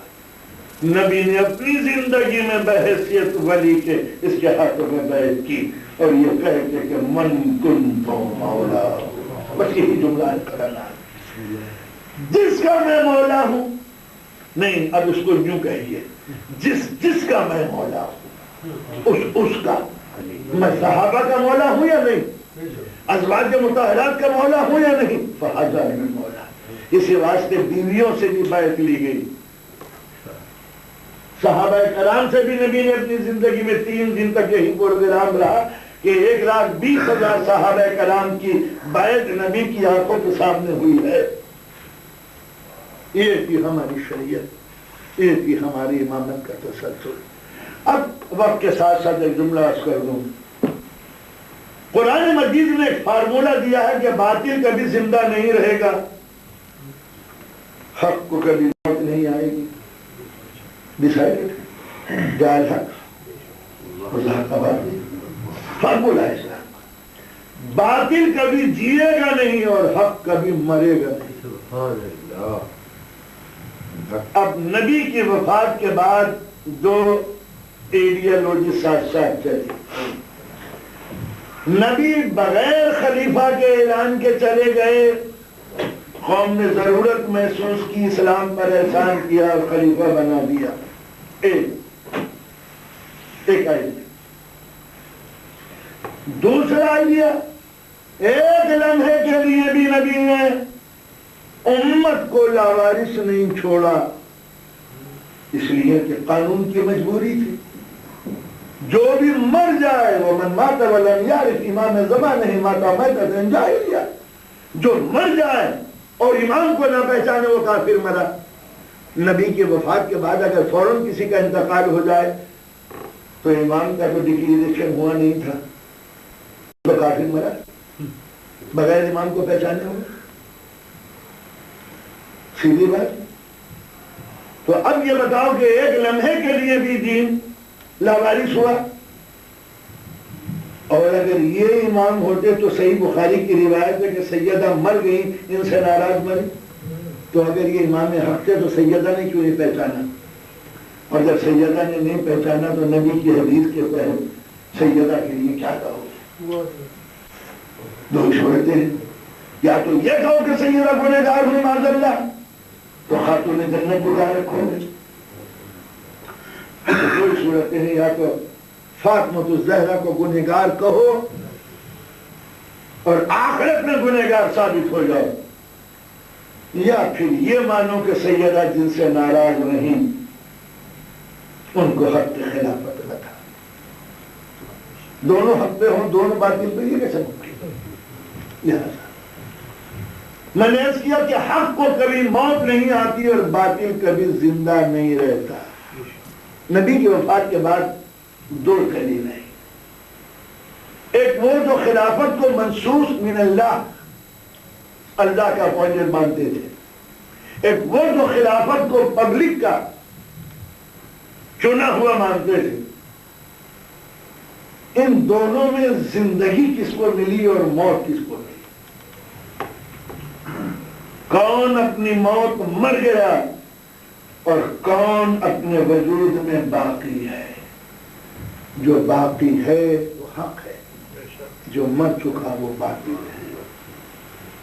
خلافت ترکی تک آئی اور کمال پاشا نے اس کو ہمیشہ کے لیے ختم کر دیا. جو اتنی امپورٹنٹ چیز تھی کہ نبی کی لاش کو چھوڑ کے خلیفہ بنایا گیا. 100 برس کے قریب ہو جائیں گے کوئی خلیفہ امت اسلامیہ کا نہیں. نہ کوئی سوچتا ہے کہ اب خلیفہ کون بنے.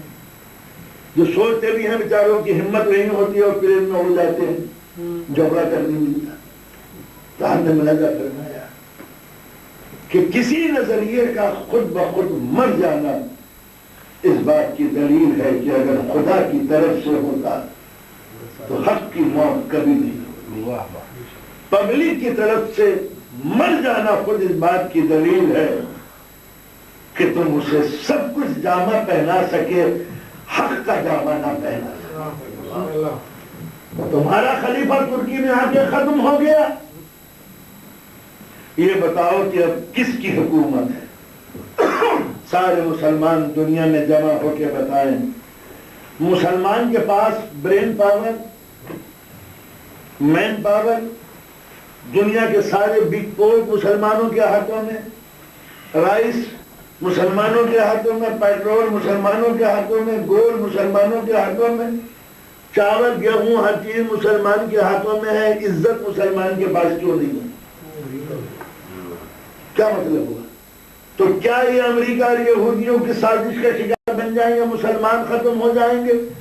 یہود و نصارہ کی جے جے ہوگی، یہودی کامیاب ہوں گے، عیسائی کامیاب ہوں گے، مسلمانوں کی شکست ہوگی، کائنات جب ختم ہوگی تو مسلمانوں کی تباہی پر؟ تو اللہ کی جو ایڈیالوجی تھی، اللہ کا جو پروگرام تھا دین اسلام کی شکل میں، اس کی شکست پائے؟ اللہ کا دین ہار گیا، یہودی جیت گئے، اللہ کا دین ہار گیا، ہندو جیت گئے، اللہ کا دین ہار گیا، عیسائی جیت، کیا کیا چاہتے ہو؟ کیا مانتے ہو کہ نہیں اللہ کا دین ہارا نہیں جا سکتا؟ پھر کیسے جیتیں گے؟ کہ ایک امام آئے گا، امام کہاں سے آئے گا کہیں سے، پھر وہ کفر کو مٹا دے گا، دین کو لے آئے گا۔ وہ کون امام ہے؟ کیا ہم نام بھی جانتے ہیں، نسل بھی جانتے ہیں؟ 12واں امام۔ اچھا 12واں امام ہوگا، اس کے معنی ہے کہ جو 12واں ہوگا اس کا کوئی 11واں 10واں 9واں 8واں 7واں 6واں 5واں 4تھا 3را 2را ہوگا۔ تو جب فیصلہ 12ویں پہ ہو گیا تو ریورس گیئر پہ آ جاؤ، پہلے پہ فیصلہ کر لو۔ اس لیے کہ تم نے 12 امام کہہ کے خود مجبور ہو گئے، ورنہ آغا خانی کی طرح 50-60واں تو ہو ہی جاتا کم سے بوروں کی طرح تمہارا جو معلوم ہوتا کہ تیرے پر مطلب مجھے نہیں معلوم ہے تیری کا تعداد ہے اس کی، تو مہاراج تمہارا یہ کہنا کہ جو آئے گا وہ 12واں ہوگا، یہ اقرار ہے کہ کوئی پہلا ہے، اور جب وہ 12واں حق پر ہوگا، پاور اس کے ہاتھوں میں ہوگا، تو جب پیچھے آؤ گے تو پہلا وہ ہوگا۔ اچھا اب بتاؤ، آخری جملہ کر رہا ہوں، جب یہ 12واں آئے گا تو کس کی فقہ پہ عمل کرے گا؟ ابو حنیفہ کی، امام مالک کی، امام شافعی کی، امام حنبل کی، امام جعفر صادق کی، کس کی فقہ پہ؟ لا محالہ آپ کو کہنا پڑے گا کہ سورس فقہ کا امام جعفر صادق، امام اعظم امام حنیفہ کو مانتے ہیں۔ اگر 6 مہینے ان کے اسکول میں نہ پڑھا ہوا ہوتا تو آج میں ہلاک ہو جاتا۔ اچھا جو ان کے یہاں پڑھا ہوا نہیں ہوتا وہ ہلاک ہو جاتا ہے؟ اچھا ہم نے اور بھی کہا تھا کہ اگر یہ نہ ہوتا تو ہلاک ہو جاتے ہیں۔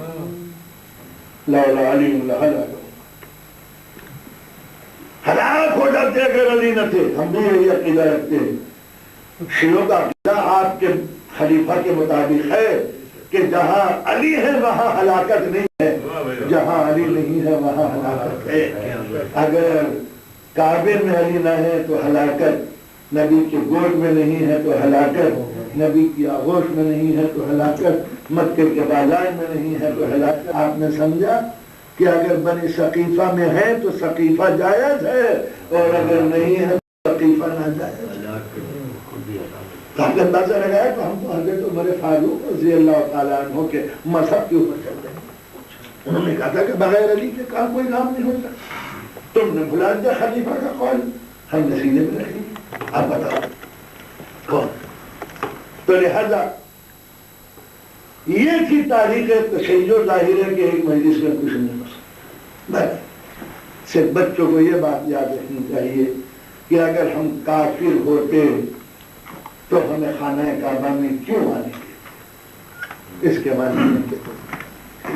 اور ہمارا قرآن اگر الگ چھپتا ہوتا کوئی قرآن تو مکے سے چھپوا کے اعلان کر دیتے دیکھو یہ ہے کم وقتوں کا قرآن الگ۔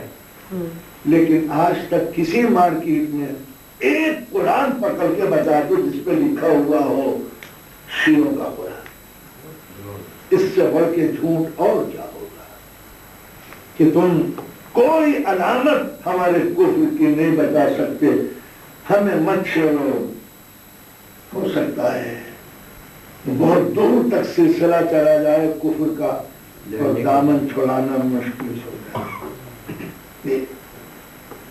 اب رہ گیا یہ کہ شیعت مظلوم ہے تو کسی کے مظلوم ہونے سے کسی کی حقانیت پر برا اثر نہیں۔ یہ شیعت کا سب سے بڑا معیار ہے کہ طاقت تمہارے پاس تھی، حق ہمارے پاس رہا۔ ظلم تم نے ڈھایا، مظلوم کا کلمہ دنیا میں کہا۔ جنہوں نے گھر جلائے تھے وہ محل بچا نہ سکے، جن کے گھر جلے تھے گھر دلوں میں آباد ہو گئے۔ تو میں سوچا تھا کہ زہرا کا گھر یہاں بنے گا، امام کو کیا مانا، زہرا کا گھر، حسین کا گھر تو نہ جلتے تو اتنے گھر نہ ہوتے، جلایا تھا گھر مٹانے کے لیے، قدرت نے اتنے گھر بنا دیے زہرا کے لال کے کہ یزید اگر دوزخ سے نکل کے گننے لگے کہ حسین کے نام کے کتنے گھر ہیں دنیا میں، تو یہ لمحے جینا مشکل ہوگا۔ یہی ہے حق کی سب سے بڑی بات۔ اور پھر جس کا نام ہے کربلا، وہ لڑی کیوں گئی، کیا چیز تھی؟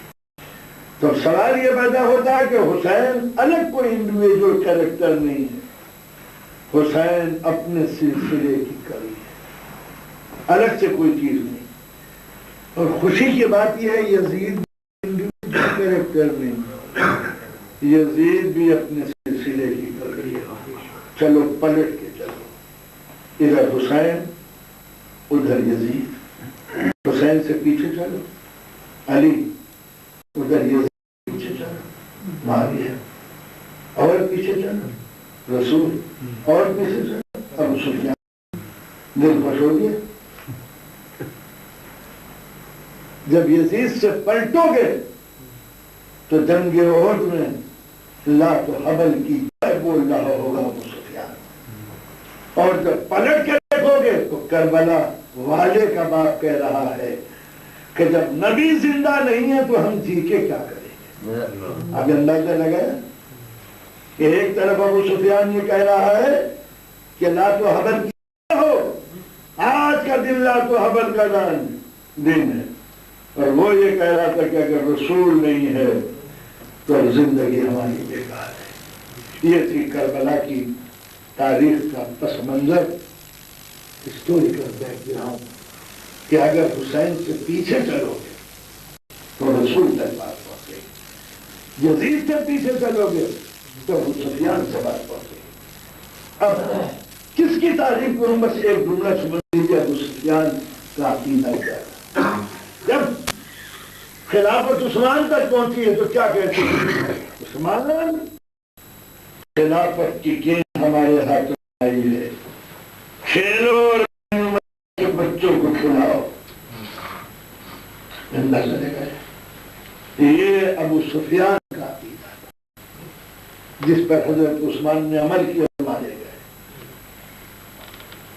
ادھر والے کا کیا عقیدہ تھا کہ میں بچاؤں گا تمہارے دین کو، وہ 10 برس کا وعدہ تاریخ سے چھا گیا۔ ابو سفیان کا عقیدہ بنی امیہ پہ چھا گیا۔ جب دونوں کو آگے بڑھاؤ گے تو ادھر خلافت پہنچی یزید پر، ادھر امامت پہنچی حسین پر۔ امامت کا نتیجہ حسین ہے، خلافت کا نتیجہ یزید ہے۔ کسی درخت کو جانچنے کے لیے اس کا پھل دکھا جاتا ہے، شجر امامت پر حسین کا پھل ہے، شجر خلافت پہ یزید کا۔ بس یزید اور حسین نتیجہ ہے، دونوں الگ الگ نظریے کا، اور دونوں کا پھر منشا تھا۔ بس ایک جملہ سن لیجیے، اس سے ابو سفیان کے مذہب کا پتہ چلتا ہے۔ یہ بوڑھا ہو گیا، مسجد نبی تھی، نبی نہ ہو گیا، بچن نمرے۔ جب اندھا ہو گیا، دل کا اندھا تو پہلے سے تھا، اب یہ اندھا ہو گیا نہ ہوگا۔ مؤذن نے اذان دی اللہ اکبر، یہ نابینا اللہ اکبر۔ مؤذن نے کہا اشہد ان لا الہ الا اللہ، کوئی خدا نہیں ہے۔ میاں ہمارا خدا ہوتا تو ہماری شکست نہ ہوتی۔ عقیدہ کا آپ نے اندازہ لگایا۔ ابو سفیان کیا کہہ رہا ہے کہ اگر ہمارا خدا کوئی ہوتا تو ہماری شکست نہ ہوتی۔ اس کے معنی یوں حاجے گئے کہ ہمارا لات و حبل کچھ اچھا نہیں تھا۔ اب مؤذن نے کہا، بس یہ جملہ ہے دوستو، مؤذن نے کہا اشہد ان محمد رسول اللہ، ابو سفیان نے ران پر ہاتھ مار کے کہا واہ میرے بھتیجے، کہاں نام فٹ کیا ہے اپنا، واہ میرے بھتیجے، رسول اللہ نے واہ میرے بھتیجے کہاں نام فٹ کیا ہے اپنا۔ یہ جملے ابو سفیان نے سب کے سامنے کہے تو سب چپ رہ گئے، مگر پیچھے سے کسی نے 2 انگلیوں سے ابو سفیان کی پرانی ہڈی پر ہاتھ رکھ دیا، زبان باہر آ گئی، علی چھوڑ دو۔ ابو سفیان تو ہے اندھا، تجھے کیا معلوم کہ پیچھے سے کسی نے پکڑا تو نے کہا اتنا پریشر سوائے نیچے ہاتھوں کا، یہ پریشر بتا رہا ہے کہ حق کا پریشر ہے جو پیس دے گا ہڈیوں کو، علی میرا معاف کر دو۔ آپ نے اندازہ لگایا بڑھاپے تک ابو سفیان پہلا پیدا رہا، اور پھر ایک جملہ سن لیجیے، ہائے یزید کا دربار ہے، فتح کے نعرے بج رہے ہیں، ڈھول تاشی کی بات ہے، موسیقی کی مدھر تانیں کھنچ رہی۔ ایک مرتبہ یزید کہتا ہے زینب ان بازوں کی آوازوں کو سن رہی ہو، یہ میری فتح کے نعروں کی گم ہو جاتا کسی عورت کا اگر کوئی معمولی عورت ہو، اتنے غم اٹھانے کے بعد، اتنے صدمے اٹھانے کے بعد، اور یزید جیسے ظالم دربار میں رعایت ان کی بھیک مانگتی زینب، رحم کرو ہمارے، غلطی ہو گئی مجھ سے، جو ہر دنیا میں تھکی ہوئی عورت ایسا کرتی ہے۔ زینب تم نے دیکھا یہ نقاروں کی آوازیں، یہ دف، یہ چنگ، یہ رباب، یہ ہماری فتح کا اعلان ہے۔ زینب کا سر اٹھا، یزید اب انتظار کر، مؤذن کی آواز جب بلند ہوگی تو نقارے بند ہو جائیں، موسیقی کی مدھر تانیں بند ہو جائیں گی، جب اذان شروع ہوگی تب پوچھنا مجھ سے کہ کس کی فتح ہے کس کی شکست۔ یزید جب ہمارے جب کا نام مؤذن اذان ملے گا تو یہ ہماری فتح کا اعلان جو قیامت تک کبھی ختم ہونے والا نہیں ہے۔ یہ تھا کربلا کا نتیجہ کہ دونوں کریکٹر سامنے ہیں، ایک وہ جو کربلا کی جنگ جیت چکا بظاہر، ایک وہ جو کربلا میں سب کچھ دے چکی بظاہر۔ یہ 2 کریکٹر ہیں، اس میں پچھتایا کون ہے؟ فخر اس نے کیا ہے، ہارنے والا پچھتاتا ہے، جیتنے والا فخر کرتا ہے۔ اس نے فخر کیا، زینب نے، یہ یزید نے، اور رات کو محلوں کے دروازے پر بند دریچوں میں رخساروں پہ تماچے کس نے مارے؟ پچھتایا کون؟ یزید پچھتایا یا زینب پچھتائی کہ ہاں یہ کیا کیا میرے ماں جائیں؟ رباب پچھتائی کہ غلطی کی بار باپ نے جو بچے کو لے گیا پانی پلانے کے بہانے، میں لالا پچھتائیں کہ غلطی کی جو اپنے بیٹے کو مقتل کی آئی وزیرے میں چھوڑ جاتی۔ مسلم کی بھی بے ماں مسلم پچھتائی، زینب پچھتائی، لاش عورت کی فطرت ہے ٹوٹ جاتی ہے لاشوں کو، مگر دین کی فتح ہو تو محمد کے لاشیں فتح کا صحرا نظر آتے ہیں، شکست کے اسباب نہیں۔ جب علی اکبر کے سینے میں نیزہ لگا ہے تو ایمان کا جملہ اے ام لیلا خدا کا شکر ادا کرو کہ قربانی قبول ہو۔ ام لیلا نے پیشانی زمین پہ رکھ دی، اس منظر کو مت دیکھنا، اس لیے کوئی ماں اتنی طاقت نہیں رکھتی کہ بیٹے کے جنازے پر نماز شکر ادا کر سکے۔ تو ان میں اتنی طاقت نہ تھی کہ مینا کے مقتل میں جا کر بیٹے کے گلے پر باپ کی چھری دیکھو۔ یہ ام لیلا کا کلیجہ تھا کہ جس نے علی اکبر کے جگر کے ٹکڑے دیکھ لیے۔ یہ تھی وہ کربلا کی فتح، یزید کی شکست، کہ آج اگر یزید سے پوچھو کہ کون جیتا کون ہارا، تو جس کو 1400 سال تک دنیا، جس کی تشنہ لبی کو آنسوؤں کا خراج دے رہی ہے، جن بھوکوں کے نام پر ہم صدقہ بندوق بانٹتے ہیں، جس تشنہ لبوں کے لیے سبیلے بناتے ہیں شریف آزاد اپنے ہاتھوں میں لوہے کی زنجیر پہنے تھے. یہ ہے حسین کی فتح. تو آنے والے ہماری نسلوں کو اس فتح مبین کے اوپر اطاعت اور آل رسول سے محبت سے سلیقہ عطا فرما. آنے والے جو بیمار ہوں ذکر کے صدقے میں ہمیں شفا کامل عطا فرما.